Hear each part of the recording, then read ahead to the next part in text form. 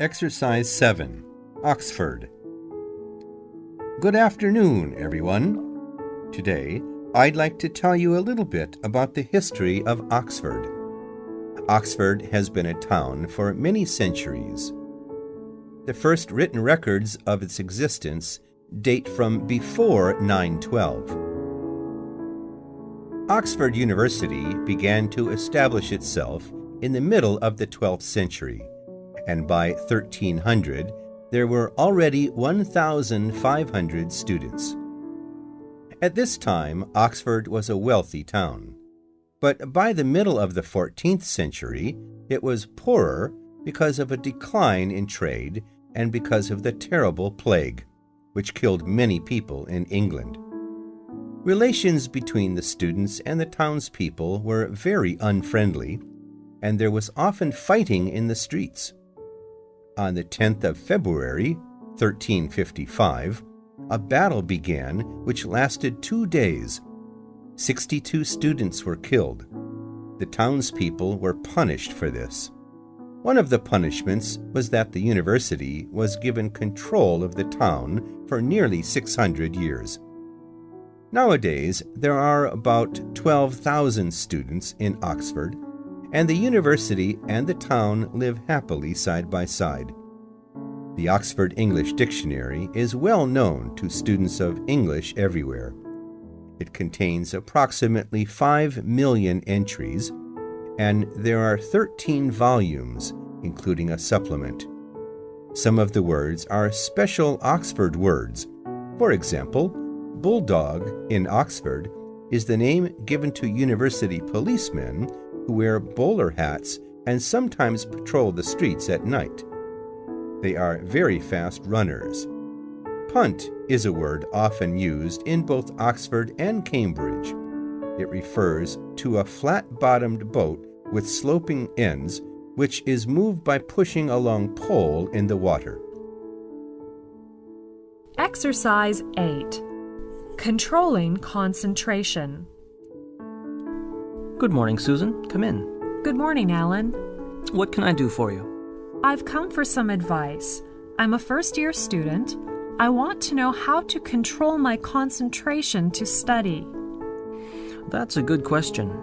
I think you can improve your concentration by identifying and eliminating internal and external distractions. What's an internal distraction? Internal distractions are physical feelings that you can take control of since they originate within you. External distractions may be beyond your control, but you can learn to control your reactions to them. But how? To minimize internal and external distractions, you can take care of your physical needs before beginning a task. Maintain a positive attitude towards studying. And you can work to solve problems that you know cause you worry and stress. Yes, go on. You can improve your concentration by having a good place to study. The ideal home or dorm study environment is as distraction-free as you can make it. That's true. I can make it into a nice study place. You can choose a quiet location with adequate lighting. Select comfortable furniture suited to your needs. Keep your books and supplies readily available so you don't have to interrupt your studying to find them. Prominently display motivational aids, such as a calendar, weekly and semester or quarter plans, or assignments on which you have made good grades. I understand. I should find a nice and comfortable study place before I start to study. You are right. And how you study can also affect your concentration. Use your time efficiently. Break large tasks into smaller ones. Study similar subjects at different times. Take frequent breaks. reward yourself for work accomplished. By the way, do you share your textbooks with other students? No, I have my own textbooks. That's good. Otherwise, you will be influenced by what another student thought if the book is underlined or highlighted by others. Thank you very much. I'll try the methods you have mentioned. Good luck. Okay, bye. Exercise 9, Computing Service. Excuse me, could you tell me where the University Computer Lab is? Are you a new student? Yes, I'm a first-year student. I want to use a computer to type my assignment. I see. Our university provides the most up-to-date computing environment of any college or university in Britain. There are 2 labs dedicated to student access. No classes are scheduled in them, so you can drop in any time when they are open. Do you know where these 2 labs are? Yes. One is in room 114 in building 315, and the other one is in room 110 in building 335. There are 27 computers in each one. Only 27 are in each one. Are there any other labs I can use if these 2 labs are full? Yes, we own 6 general-purpose labs, which often have classes booked in them, but they are available for drop-in use when classes are not in session. Check the lab before you go in. This schedule is updated every week. I saw the brochure in the Students' Union. It said that there are at least 19 labs on campus. Yes, there are 11 other large labs on campus, but they have dedicated uses of various kinds and are not usually available for general use. Do you know if there are any rules in the labs? Yes, we do have some rules. What are they? Let me think about them. Yes, the first, labs and computer equipment are provided only for registered students to do work associated with their courses. I see. So we have to use our ID card when we get into the lab. That's right. You should put your student ID card in the holder on top of the monitor and show proper identification if requested to do so. Second, computers are a limited resource shared among many students, so please respect the needs of others. When all computers are in constant use, please limit your session on the computer to an hour at a time. Can we reserve computers? I'm sorry, you may not reserve computers. When you leave the lab for a coffee break, you must save your work and make the computer available for another student to use. I see. Can I bring some drinks there? Absolutely no food or drink in the labs. Are there any printers there? Yes, of course. But remember, when you print, please limit printing to 1 copy of a document. And please do not start printing less than 10 minutes before the lab closes. Thank you very much. This helps me a lot. Exercise 10, English Letter Writing. Hi, Lucy. Shall we go to swim after school? I'd like to, but I have to reply to my English teacher's letter. She has gone to America. You mean Susan? Yes. Why did she go back home? There are still some weeks left before the vacation. Her father died of cancer a week ago, and so she had to go back for her father's funeral. I see. I'm sorry to hear that. Lucy, do you have any time now? Yes, Tom. What can I do for you?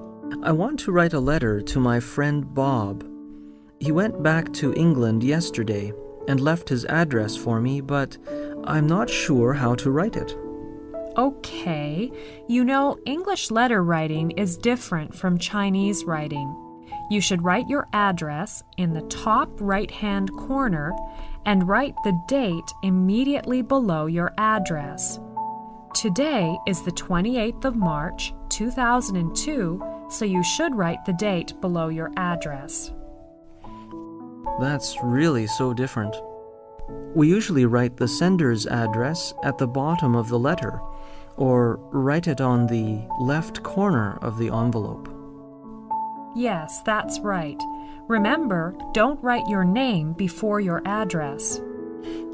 Where shall I write my name?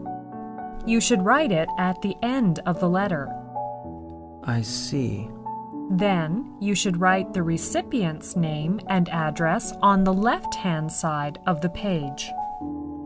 So I should write Bob's name and his address on the left-hand side?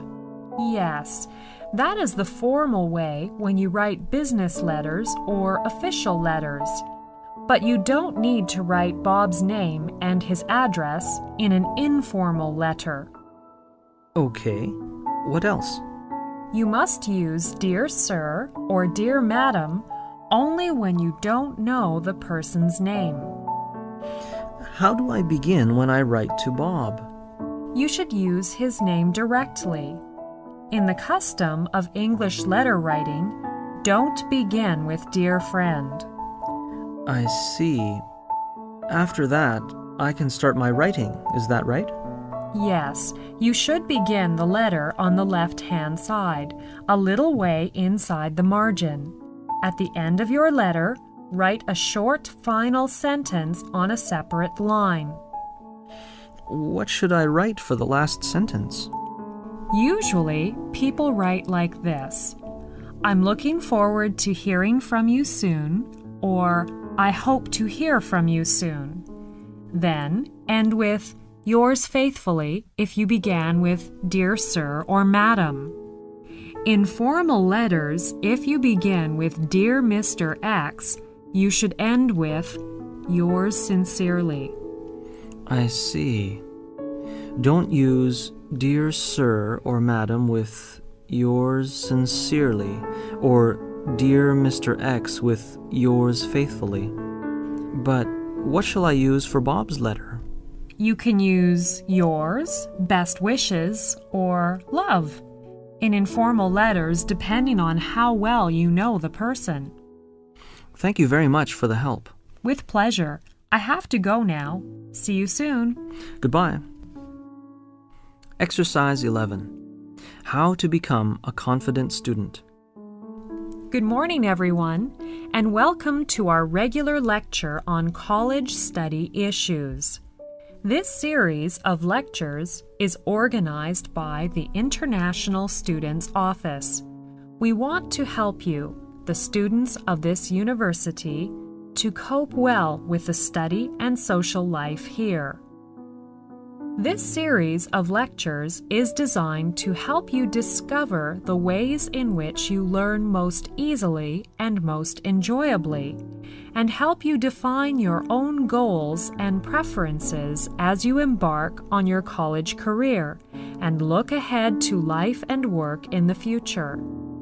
It includes discussions, illustrations, and easy-to-understand suggestions on ways to develop all the skills you will need to perform well in your classes and build confidence in your ability to learn. Some lectures will contain many ideas for strengthening a particular skill, but you can try out as many ideas as you like for studying.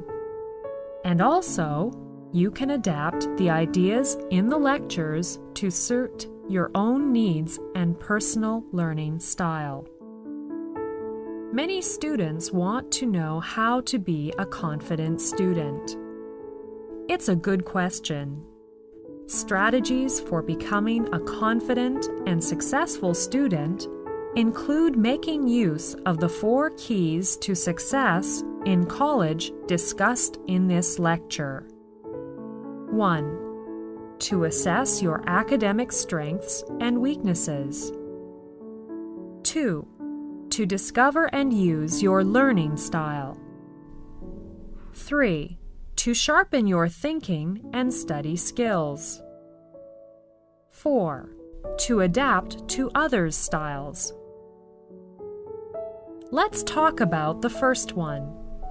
To assess your academic strengths and weaknesses means to be realistic about what you are able to do. This will help you select courses in which you can succeed.